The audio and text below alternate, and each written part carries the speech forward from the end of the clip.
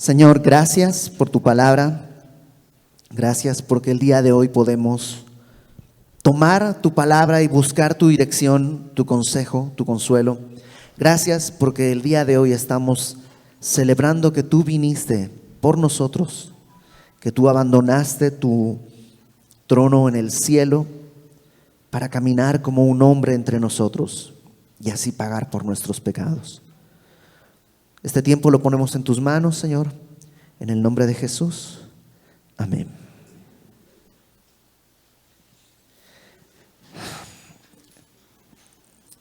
Venimos de una temporada muy complicada de pandemia. Después de la pandemia viene la crisis pospandémica, que no solamente ha tenido consecuencias económicas, que evidentemente las ha habido. ¿Cuántos de nosotros conocemos personas cuyos negocios han tenido que cerrar, cuyos trabajos han flaqueado? No solo hay un aspecto económico, sino también todo este tema de la pandemia ha afectado en el corazón. ¿Cuántas personas hemos despedido en este último tiempo? Hemos tenido que ir a sus velorios, a sus funerales, o incluso en algunos casos ni siquiera pudimos llegar. Han sido tiempos difíciles. Y hay tiempos difíciles por presiones externas. Hay cosas alrededor que hacen que nuestra vida sea complicada. Y hay tiempos difíciles porque son consecuencia de nuestro pecado. ¿Cuántas cosas el día de hoy estamos viviendo por nuestro pecado? Tarjetas de crédito infladísimas que están a punto de reventar por no haber sido sabios simplemente. ¿Cuántas cosas hemos enfrentado por presiones externas, por presiones internas? Porque estamos en tiempos difíciles. Los tiempos son oscuros. Y aunque nos pareciera, ¿has oído esa frase, todo tiempo pasado fue mejor? Realmente no. La única frase verdadera es que todo tiempo pasado fue anterior. Eso sí, pero no siempre fue mejor. Lo que pasa es que nuestra mente tiende a olvidar cosas. La verdad es que vivimos tiempos oscuros desde el momento en que Adán desobedeció a Dios. Y por eso tenía que venir el Señor Jesucristo. El día de hoy estamos celebrando, ustedes saben, nosotros en Semilla no celebramos una fecha, sino celebramos un hecho. Yo no sé si el Señor Jesús nació el 24 de diciembre a la medianoche, o el 14 de febrero, o el 3 de abril, o el 27 de mayo. No lo sé, no lo sabemos y no importa. Él no quiso dejar, porque en la Biblia hay muchísimas fechas registradas. Él no quiso dejar registrada la fecha porque la fecha no es importante, sino el hecho. Y nosotros estamos el día de hoy celebrando un hecho, que el Señor Jesús nació. ¿Y por qué tenía que nacer? Bueno, de eso vamos a estar hablando brevemente el día de hoy.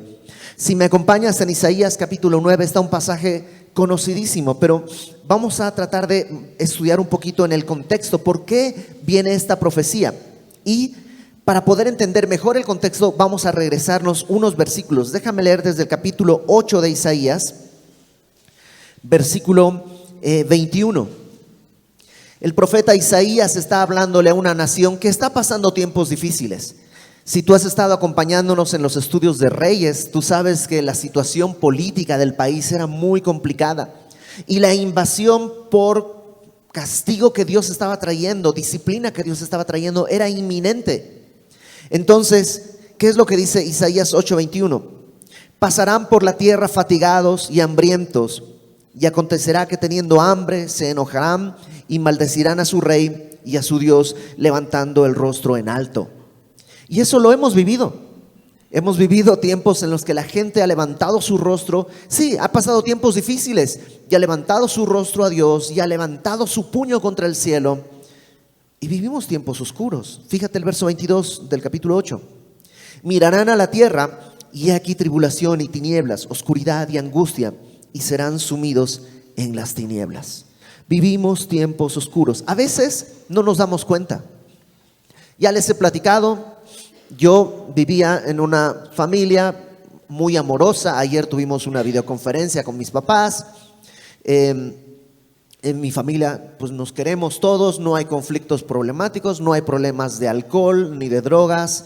no tenemos conflictos personales, nunca tuvimos excesos de dinero, pero tampoco nunca faltó el pan en casa.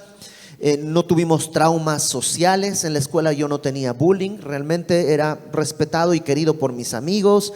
Tenía un trabajo que la verdad me gustaba y, o sea, todo estaba bien, tan bien que no me daba cuenta de las tinieblas en las que estaba. Y aunque no nos parezca a veces, en verdad hay tinieblas en nuestra vida, hasta que viene la esperanza. Y la esperanza está en el capítulo 9. Fíjate lo que dice el capítulo 9.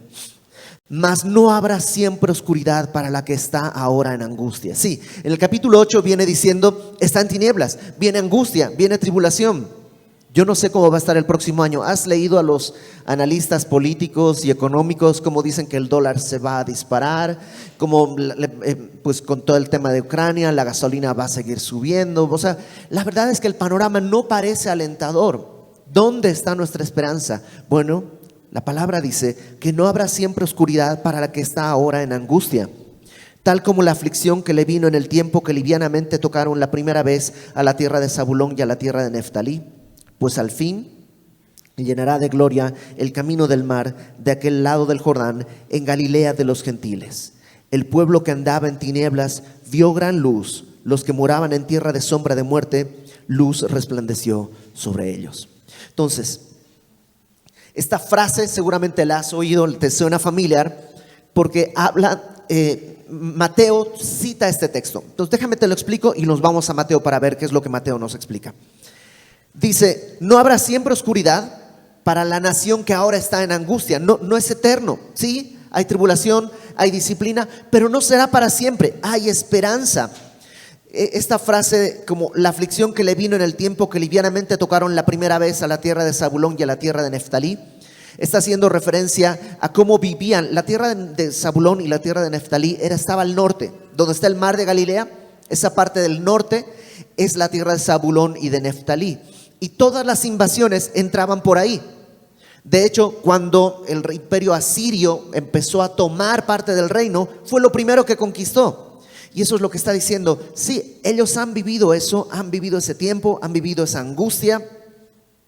De hecho, se llamaba Galilea de los gentiles. Estaba tan invadida que ya ni siquiera parecía territorio judío. Era Galilea, pero era como de los gentiles. Pero el pueblo que andaba en tinieblas vio gran luz.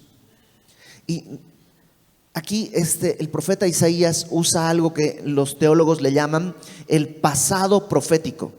¿Qué quiere decir eso? Que se habla en pasado algo que va a suceder en el futuro, pero es tan seguro que es como si ya hubiera pasado. Se parece un poco a la frase de este cuate ya se ha muerto, solo que no le han avisado, una cosa así. Bueno, es esa manera de expresarlo. Dice, esta tierra vio gran luz. ¿Ya sucedió? No, todavía no ha sucedido en el tiempo de Isaías, pero es tan seguro que se presenta como un hecho pasado. Vio gran luz. Los que moraban en tierra de sombra de muerte, Galilea de los gentiles, el lugar donde va a venir las invasiones, el lugar donde siempre hay problemas, luz resplandeció sobre ellos. Acompáñame ahora sí a Mateo, por favor. Mateo capítulo 4.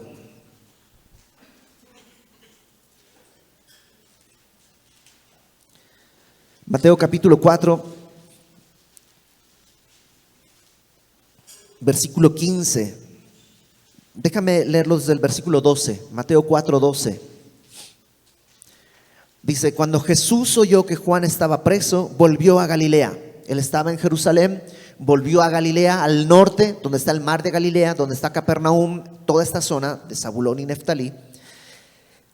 Y dice, y dejando Nazaret, vino y habitó en Capernaum, ciudad marítima en la región de Zabulón y Neftalí, para que se cumpliese lo dicho por el profeta Isaías, cuando dijo, tierra de Zabulón y tierra de Neftalí, camino del mar, al otro lado del Jordán, Galilea de los gentiles, el pueblo asentado en tinieblas vio gran luz, y los asentados en región de sombra de muerte, luz les resplandeció. O sea que Isaías, probablemente él sin entenderlo, lo que está diciendo es, aquí, en esta zona donde está tan... ¿Te acuerdas cuando en Juan capítulo 1 le dicen a uno de los discípulos, hemos encontrado al Mesías, ¿no?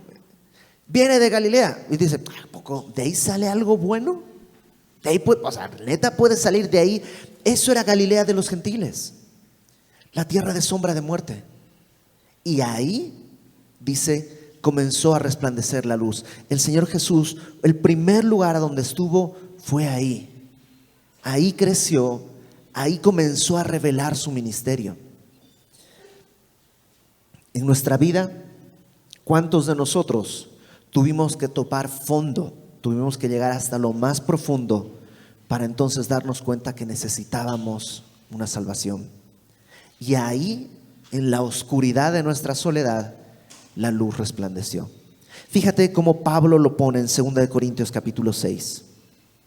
2 de Corintios capítulo 4. 2 de Corintios capítulo 4.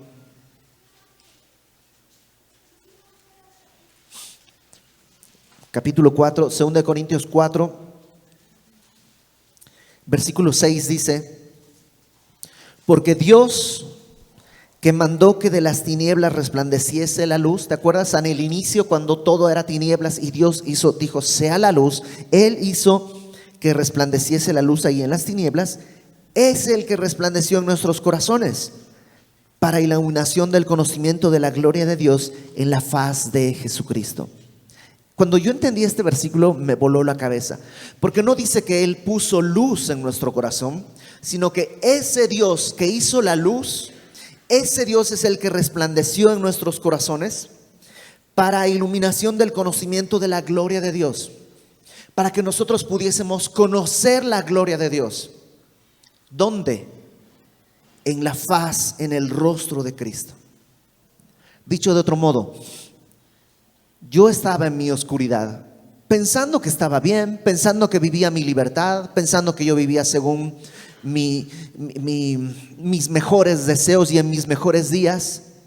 Y en mi oscuridad el Señor se reveló y pude ver la gloria de Dios en el rostro de Cristo. Necesitamos luz. En este tiempo tan complejo, tan difícil, necesitamos luz.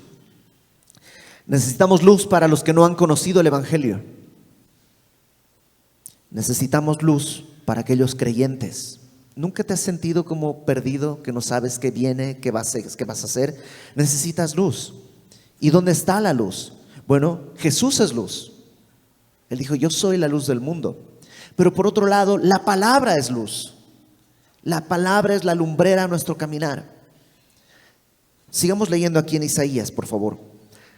Cuando Isaías está anunciando esto, está diciendo, va a haber luz. Cristo traerá la luz.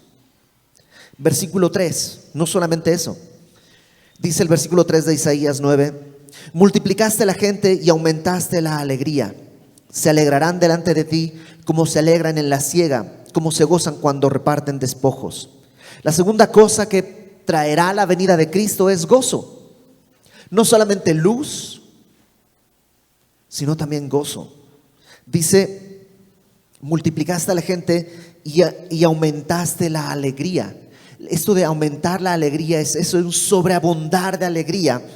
Y utiliza dos maneras de expresión. Se alegrarán delante de ti como se alegran en la siega. El tiempo de la siega es el tiempo de la cosecha. Después de haber trabajado, te levantabas a sembrar, a regar, a esperar que salgan fruto, todo. La siega era el momento de recoger. Un poco, el día de hoy podríamos decir, te alegrarás como en día de quincena, más o menos, ¿no? Es como ese gozo de recibir la bendición. Así habrá gozo. Dice además, como se gozan cuando reparten despojos. ¿Cuándo se repartían despojos? Cuando la batalla terminaba y habías ganado. Cuando habías conquistado un territorio, habías ganado la batalla y entonces podías buscar entre las cosas que habían quedado lo que era valioso y lo que te ibas a llevar. Ese gozo, dice, lo trae Jesús. El Señor traerá luz, el Señor traerá gozo. Un gozo como el de quincena, un gozo como el que cuando has ganado una batalla. No solo trae el Señor Jesús luz y gozo, sino fíjate en el versículo 4. porque tú quebraste su pesado yugo, la vara de su hombro y el cetro de su opresor, como en el día de Madián. Luz, gozo y libertad. Dice, tú quebraste su pesado yugo.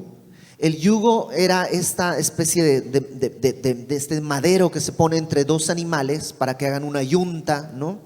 De modo que los dos puedan jalar un arado o una cosa así, y haya pues esta fuerza de trabajo. Es un símbolo de esclavitud, es un símbolo de estar pues en una tarea que no es placentera. A ningún animal le gustaba que le pusieran el yugo para empezar a trabajar. Bueno, el pecado nos tenía en yugo. Y dice, yo traje libertad. Él va a romper este yugo.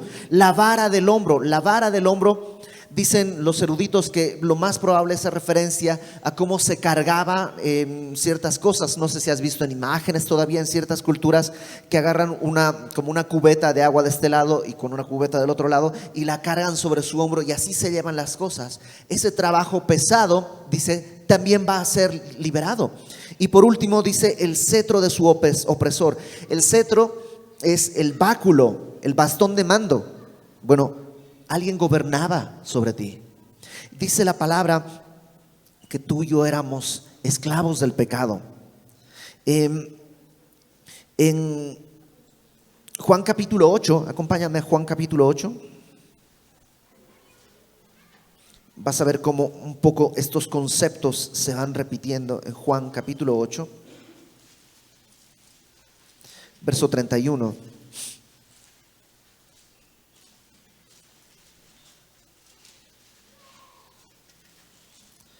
Dice Juan 8:31.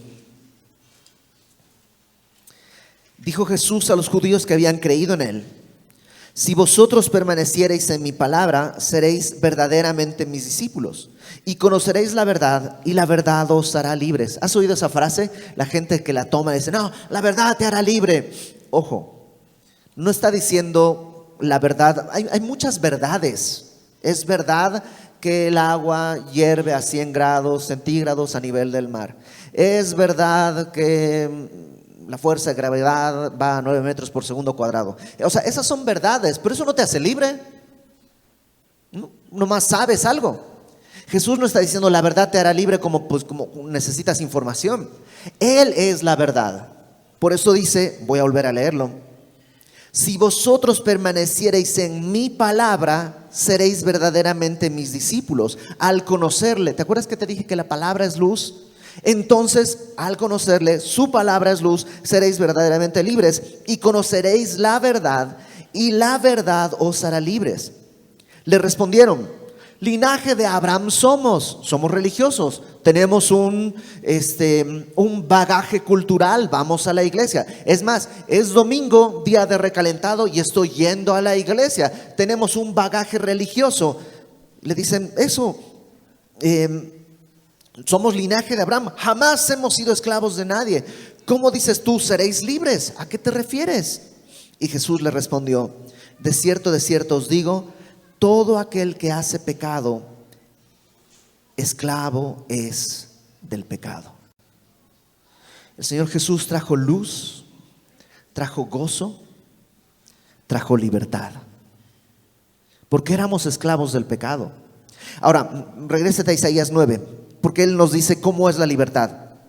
Libertad, dice, como en el día de Madián. Y no nos da tiempo de ir, pero el día de Madián lo puedes leer en Jueces capítulo 7. Tú recordarás esta historia. Gedeón, Dios lo levanta, y Gedeón es un héroe, ¿no?, de los jueces, uno de estos héroes. Pero en realidad Gedeón era bastante cobarde. Nomás lee su historia. Comienza la historia cuando Gedeón está escondido porque no quiere que lo vean, está tratando de espigar, pero metido en un hueco. Y cuando Dios lo llama, trata de poner, no es realmente un hombre muy valiente, pero fue obediente. Y en un momento Gedeón está yendo a la batalla contra los madianitas, y Dios le dice: son muchos. Y empieza a quitar gente. Dice: dile a los que tengan miedo que se vayan, y se van unos. Dice, no, son muchos. Y empieza Dios a quitarle gente a su ejército y al final termina solo con 300 hombres contra el ejército de Madián. Y Dios le dice, esto es para que no piensen que fue su poder, para que vean que fui yo, que no dependen de su ejército ni de su fortaleza, sino de mí. Bueno, Isaías dice que esta libertad no depende ni de ti ni de tu poder, sino que Dios lo hará. Entonces el Señor trae luz. Si estás en tiempo de oscuridad, necesitas luz. El Señor trae gozo. Si estás pasando tiempos difíciles, vuelve al Señor, ahí está el gozo. Y libertad. Si te sientes esclavo, ayer yo le preguntaba, híjole, pues me voy a balconear gacho, pero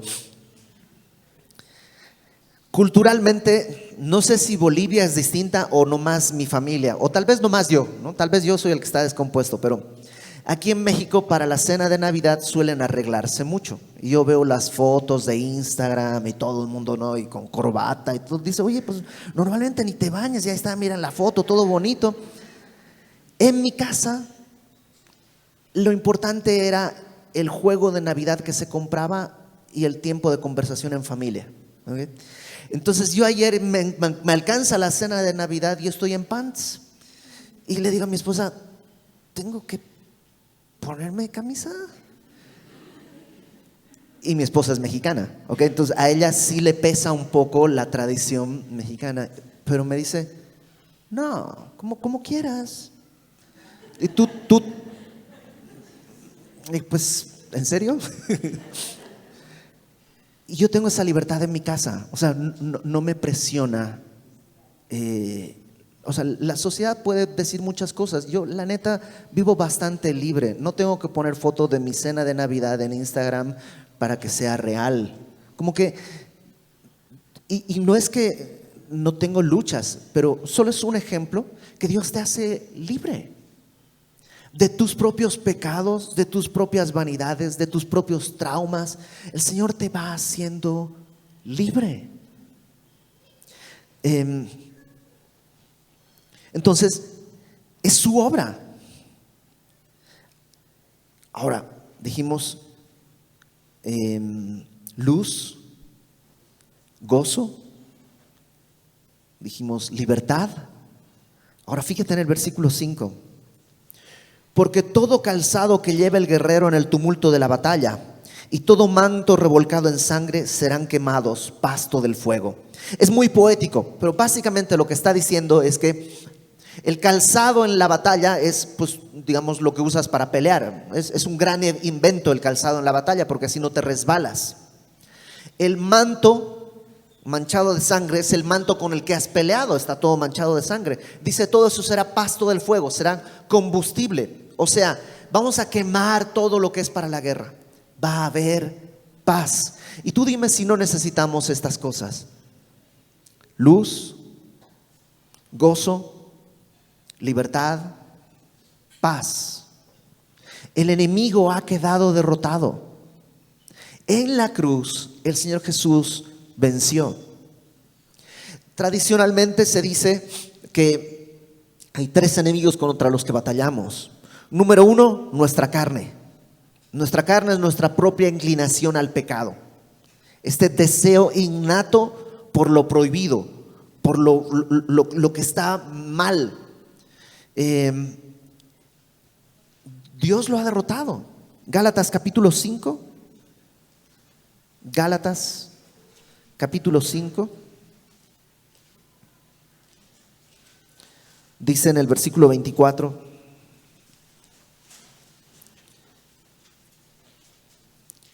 los que son de Cristo han crucificado la carne con sus pasiones y deseos. Tu carne está crucificada. Sí, todavía grita, todavía te dice, dale, tú quieres, tú puedes.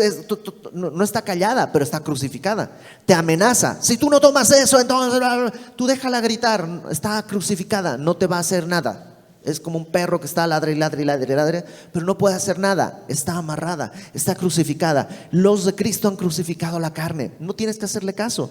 Ya viviste sirviendo a tu carne muchos años. No tienes por qué seguir haciéndole caso. Está crucificada con sus pecados. Cristo hizo posible eso. No solo la carne, sino también el mundo. Primera de Juan capítulo 5. Primera carta de Juan capítulo 5.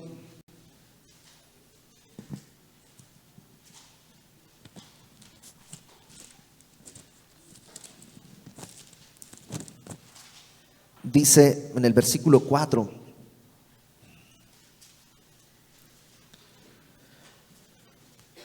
porque todo lo que es nacido de Dios vence al mundo, y esta es la victoria que ha vencido al mundo, nuestra fe. ¿Quién es el que vence al mundo? Sino el que cree que Jesús es el Hijo de Dios. Esa es la fe. Si has creído que Jesús es el Hijo de Dios, has vencido al mundo. Entonces sí, el enemigo está derrotado, pasto del fuego, es combustible nada más para quemar, porque Dios ha vencido. En Colosenses capítulo 2, Colosenses capítulo 2,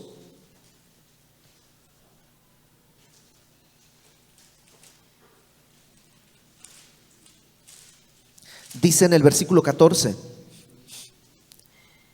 voy a leerlo desde el versículo 13. Colosenses 2:13.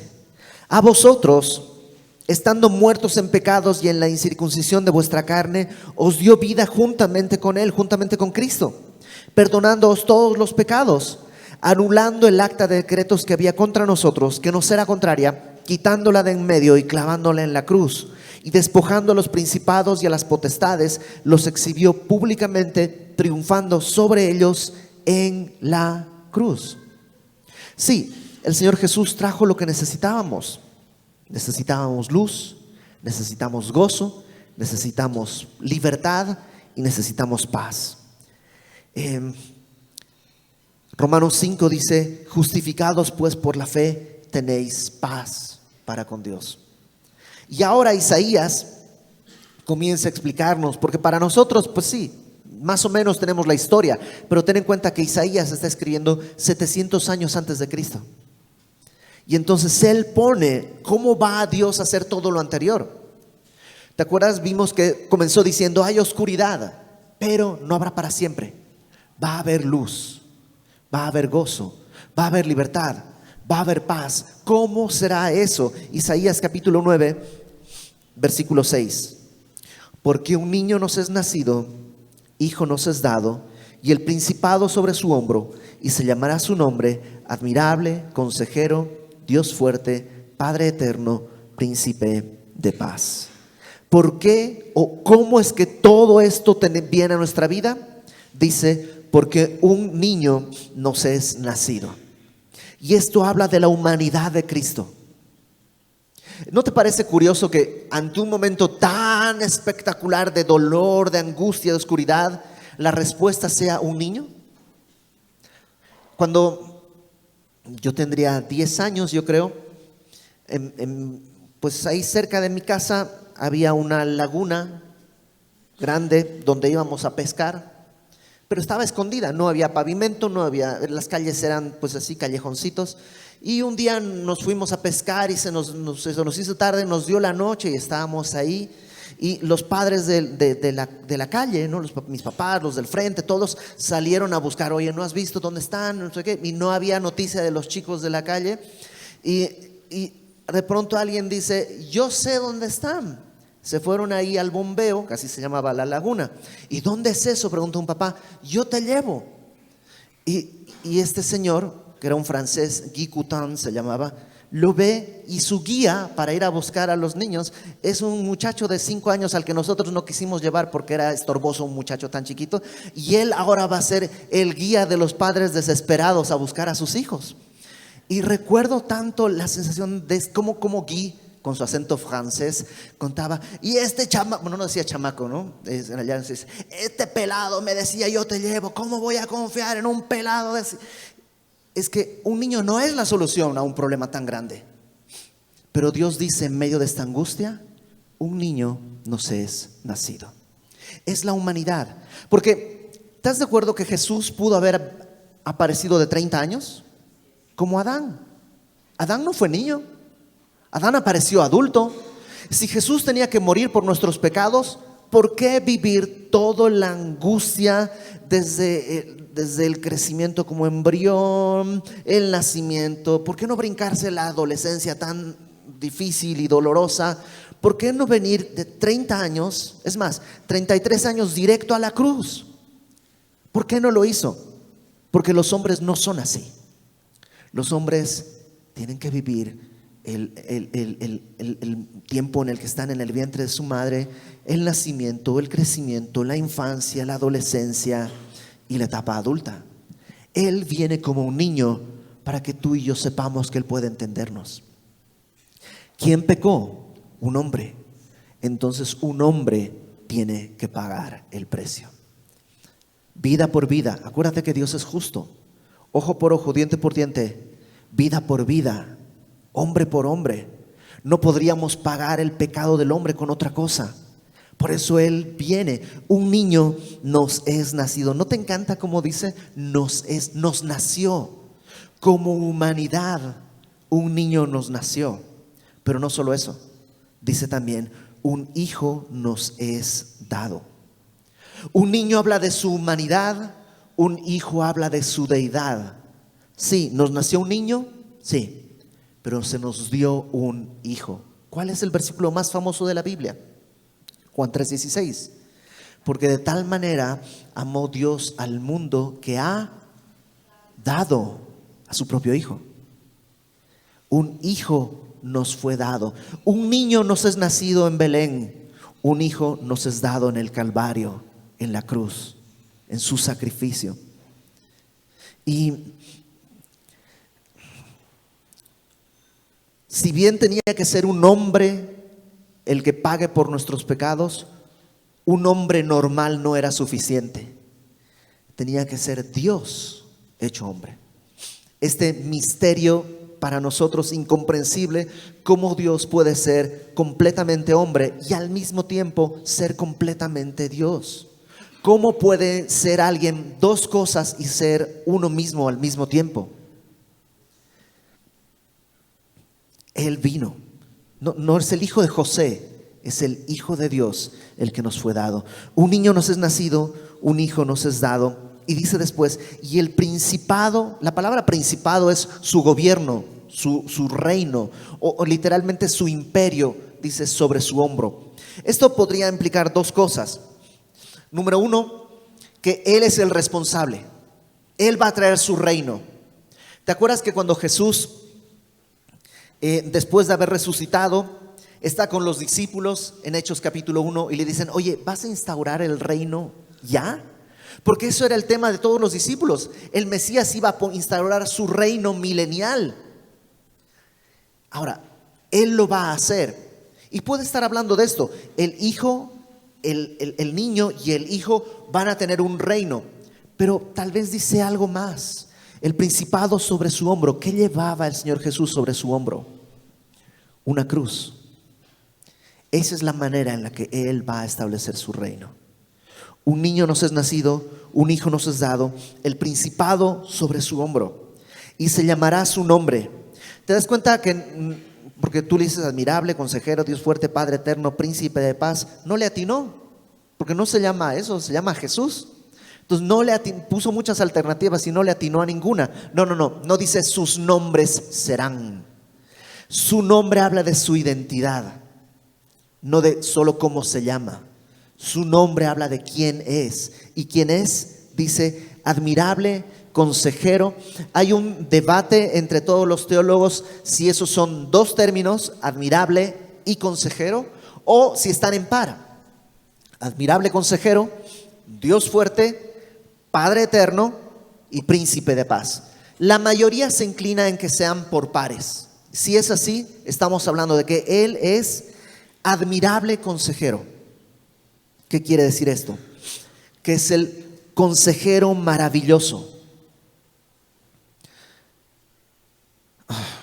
Todos necesitamos consejo tarde o temprano. Él es el maravilloso consejero. Él es el que tiene no solamente el conocimiento y la sabiduría.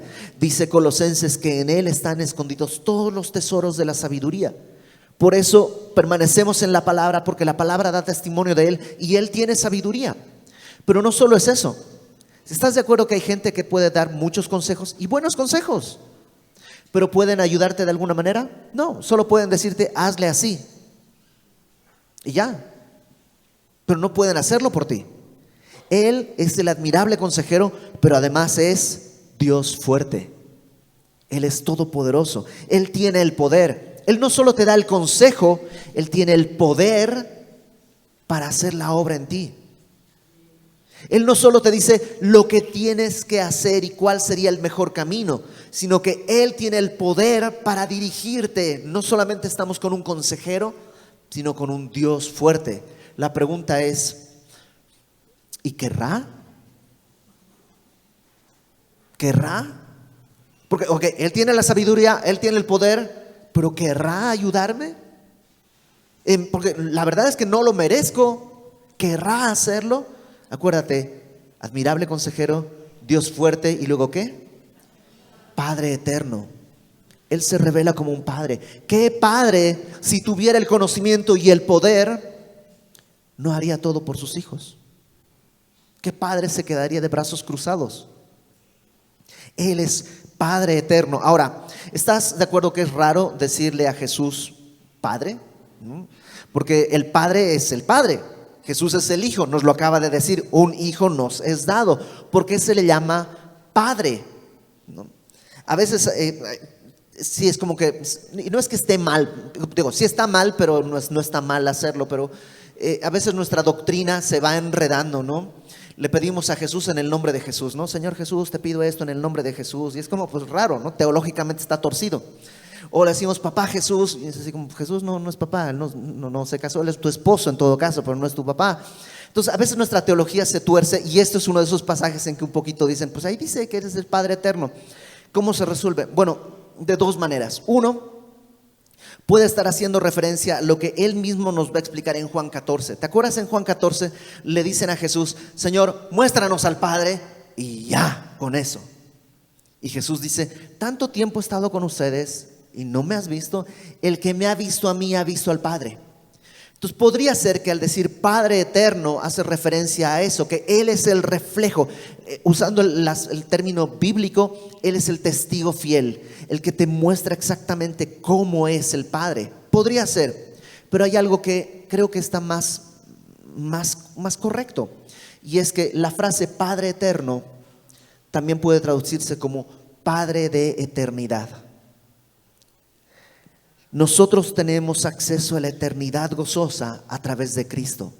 Así como Satanás es padre de mentira, porque su esencia es la mentira, la esencia de Cristo es la eternidad y Él es el que nos puede llevar a esa eternidad. Entonces, ¿necesitas consejo? Sí, Él es el admirable consejero. Ok, pero ya sé qué hacer. ¿Cómo lo hago? Bueno, Él es el Dios fuerte que puede ayudarte. Ok, ¿querrá? Sí, Él es el Padre eterno. Y luego dice, Dios fuerte, Padre eterno, príncipe de paz. La palabra príncipe en la Biblia, lo hemos visto ya muchas veces, no habla del hijo del rey. Príncipe habla de él principal. De Él viene la paz. En Navidad nosotros celebramos esto, que cuando Jesús nace en el pesebre, la fecha que haya sido, un niño nos está siendo dado. Un niño nos es nacido, un hijo nos es dado. Estamos celebrando que ahora tenemos acceso al admirable consejero, al Dios fuerte, al Padre eterno, al príncipe de paz. Fija cómo termina este pasaje. Lo dilatado de su imperio y la paz no tendrán límite. ¿No te encanta eso? Porque todos te dicen, mira tú, compra esta tarjeta y vas a tener acceso a todo. Aplican restricciones. O sea, siempre hay un límite. Pero su imperio y su paz no. Lo dilatado de su imperio y su paz, dice, no tendrán límite. Sobre el trono de David y sobre su reino, disponiéndolo y confirmándolo en juicio y en justicia, desde ahora y para siempre. Y esa última frase, desde ahora, me encanta. Porque la vida eterna no comienza cuando lleguemos al cielo. Ay, aquí vamos a estar siempre en angustia, siempre va a ser. No. Desde ahora puedes tener acceso al admirable consejero, al Dios fuerte, al Padre eterno, al príncipe de paz. Desde ahora tú puedes disfrutar de la luz, del gozo, de la libertad y de la paz que Dios puede traer. Desde ahora y para siempre. Y fíjate cómo termina. El celo de Jehová de los ejércitos hará esto. No es algo que tú tienes que hacer, no es algo que yo tengo que hacer, es algo que Dios hace. Él vino para eso. Tú y yo no podríamos. Tú y yo estábamos como esclavos en nuestros delitos y pecados, y Dios sabía que no había esperanza, pero Él desde su trono vio nuestra necesidad, y un día tomó forma de hombre y nació. Lo hemos dicho antes, todos nacemos para vivir. Morimos porque es nuestro pecado, pero nacemos para vivir. Jesús nació para morir. Ese es el objetivo por el cual vino. Ahí se cumplió el objetivo de su venida a la tierra. Y en eso tú y yo encontramos bendición. Que el día de hoy, que todavía nos quedan unas horas de recalentado y de fiesta y de regalos y de abrazos, recordemos que el Señor Jesús vino para esto. Por esto nosotros celebramos Navidad. Así que vamos a orar. Después de orar, los servidores van a pasar a entregarte los elementos de la cena del Señor. Tenlos ahí en tu mano, porque así como el día de hoy podemos hacerlo así. Un niño nos es nacido, eso es Navidad, pero luego celebraremos la cena, porque un hijo nos fue dado en el Calvario. Señor, gracias, porque en nuestra gran necesidad de gozo, de luz, de paz y de libertad, tú viniste. La respuesta y la solución no fue un manual de instrucciones, fue un niño que creció para morir, un niño que fue a la cruz sin dudarlo, un niño que creció para extender sus brazos como hombre y darnos una salvación que no teníamos. Que el día de hoy, Señor, nosotros podamos estar conscientes de tu amor, de tu misericordia. Que el día de hoy podamos compartir con otros que no necesitan estar en oscuridad, en amargura, en esclavitud y en angustia. Que tú has traído de tu mano luz, gozo, libertad, paz. Gracias, Señor. Nos ponemos en tus manos en el nombre de Jesús. Amén.